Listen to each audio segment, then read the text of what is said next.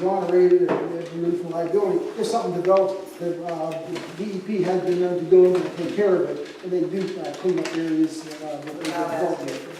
Well, they have the right to do it, but in other words, they know that they won't come after us, and they might want to do it themselves, and they have the right to do it. So that's a 15-page document. Go up and have it, take it home and read it whenever you want.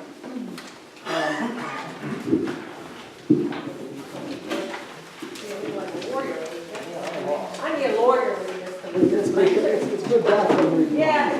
No, I need a lawyer on the other end. No, explain to me the difference.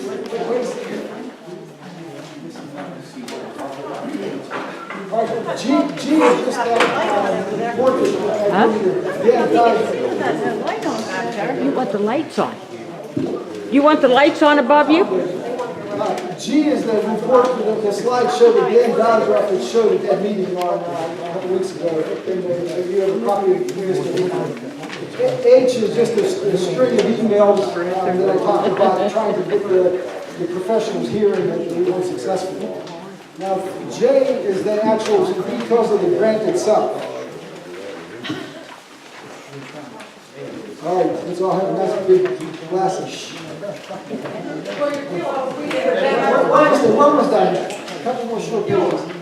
The grant request was for $1.88 million to cover the following: $450,000 to cover the township's part of the cleanup, $701,000, which is our engineering estimates for the road into the property, utilities, and pads for our buildings.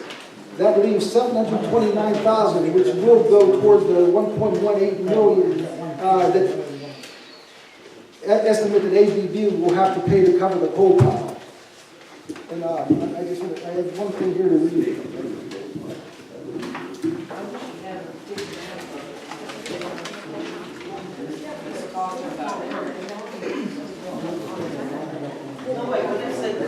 One more thing about this grant.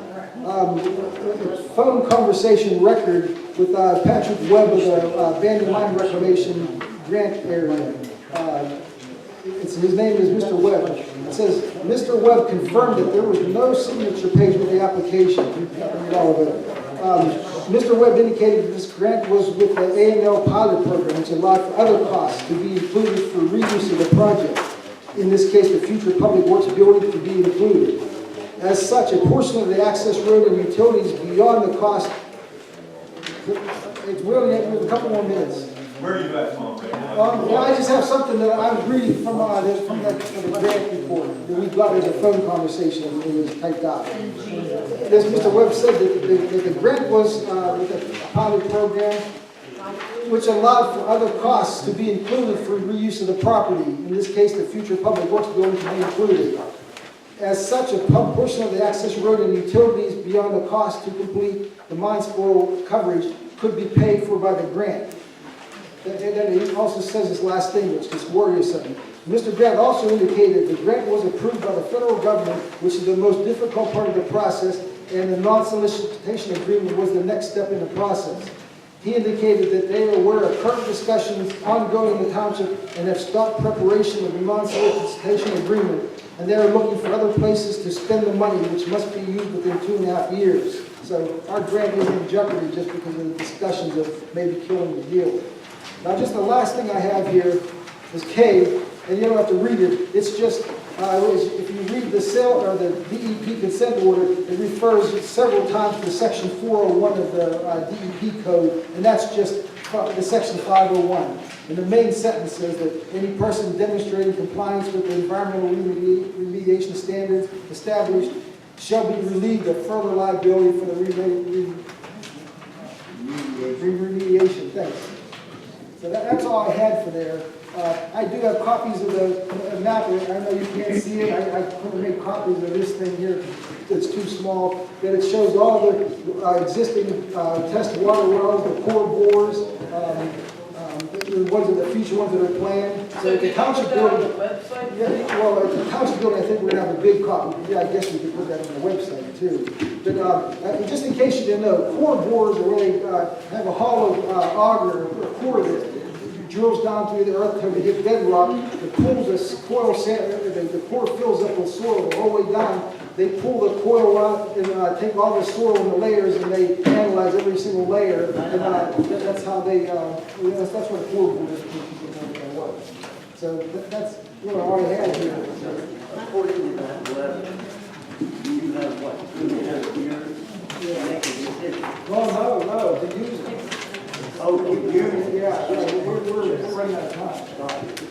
So I have one question about, you kind of went over it rather quickly. What's the difference of hauling that pile off like they originally did, that they thought was a better option for the remediation, and now you're saying just spread it out thin and cover it with clean fill? They never hauled coal off the site. Coal isn't dangerous under the ground. All Eastern United States has coal underneath it. It doesn't say coal, it says 50,000 tons of soil were hauled off site. The contaminated soil at that plant site. So you're saying that it's running off and causing the red color in the water? No, never crossed the property line. Right, so that seems awful strange to me that it just stops at a property line. I mean, I'm just trying to understand some clarity of why is it a better option? Is it a better option because it's cheaper?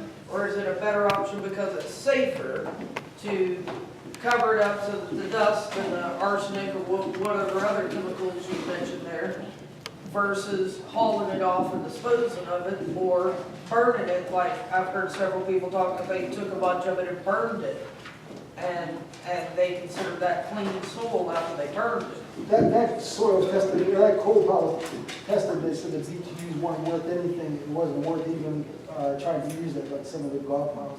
There's a golf pile in Burgerstown that has, I guess, it has great coal particles in it, and that one would be worth having one of those coal Smasher filled, yeah.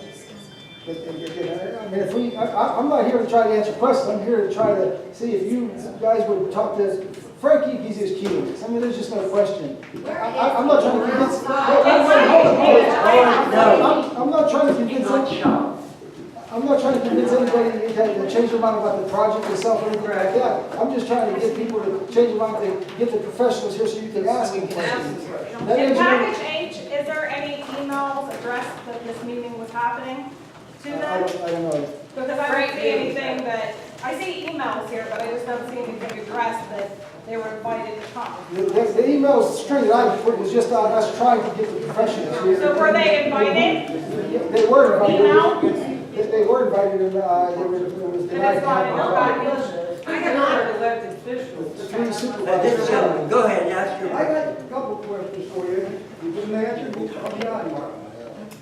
Back in If you're going to ask me questions about that site, I'm not the professional. I lived on that site. I'm just saying, Okay, I was raised in them plants. I can answer some questions about the arrangements and things like that. Let's hear it. Do you know? I can't address that. Do you know that the slag dump, what they're talking about, does have a little stream that comes out underneath it?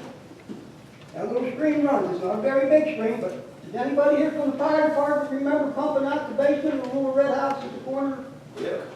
All right. That comes from that little stream that comes out of that dump. Now, above that dump, chemical solvents, CE gas used to dump chemicals all over that dump. Now, was them found? He hasn't drilled on it. No, he hasn't drilled on it. He says he will. He will. And if anything's found, ABB has to take care of it. Here's the thing, if it's safe in the ground, and you don't bother it, then it's safe. Just cover it up. You start digging in there, you're gonna run into problems. But what was dumped up there, if you mess that stream up, you are now liable, and you are now accountable. Well, that's Whoever digs it up is accountable. That's why it says that during any restoration, the reclamation part, wait a minute, it says the ABB is still responsible for any environmental issues that so if they're digging, they find more things, ABB will take care of No it. matter where you get on that hill, you're gonna mess that water up. Then ABB will have to take care of it. That mine shaft is 230 feet deep, and it's full of water, and that water's running. You got all them test wells there, so they ain't that deep, and that hill's full of water. You start digging, you can change it out of that water, or you're gonna put stuff in it, and whoever does it, I know it's ABB, is still gonna be held liable. and accountable. They will be. And they are going to be put on notice. And that will stop, Everybody's going to be if put they on find notice. something as they're digging, it will stop the project while they mitigate it. It's there. Now, That's you right. think the mine, the Bureau of Mines could have done that a long time ago. They could have done it. You think they're going to touch it with them chemicals on it and be held responsible? Well, what's preventing it from leaching through the barrels that they bury? Barrels only hold up so many years, right? So, isn't it at this point already leaching into This the wasn't water? put in barrels. Well, what was it put in? It was put in a 4-foot container. Oh, I can't say how many gallons it held, but it was. What was it made of? Waist high. It was steel. It had a spigot on it. If anybody has any questions, I might be able to help us on the agreement or something like that, or just how who we can get here for free. What benefits other than a public works building will this plan do other than cleaning it I'm up? sorry, please say it again. Other than cleaning up the land for the community and putting a public works building, what other future plans would you have for this property? Years ago, when we met with Redevelopment Authority, instead of going into this agreement with ABB and the DEP, we approached the Redevelopment Authority. That's kind of their domain, and we asked them, would they consider doing this deal with ABB and DEP? And I said, that's your area of expertise, doing restoration and redeveloping property. They said that it wouldn't be wise for them to do because they can't get the kind of grants a municipality can get for a glove pile like that. These are $1 million projects, and they said they can't get that kind of grants like a municipality. They suggested that we go, if we end up buying the property, going through with the deal, then contact them and they'll help us any way they can. So we don't have any plans for it, other than at the time, the board and the school board at the time was interested in having a new access to that school. Now they're not interested. They have spent over $500,000 on their new entrance where they're tearing down the post office. So they're not going to want to spend another share of money to build another new road there. That's the new word we've got. It doesn't matter anyhow. We want to get to our public works building and we don't care about the rest. Why would you go through this when you got a letter on 11/13/17 sent to the township telling you that ground was totally contaminated? And you went ahead and did this anyhow. Why? Because there's reports that it's not. You didn't have reports back when you was told this was We've contaminated. had reports since 1996. So I have a question on that. Yeah, no, go ahead. You're- Hi, I'm Adele Hughes. I'm here as a concerned mom. I don't care about if you find chemicals, they'll pay us back. At that point, things are exposed. Yep.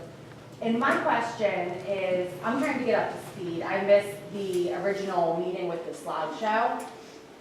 But at any point, to your knowledge, did an expert advise that it was best to leave this site undisturbed?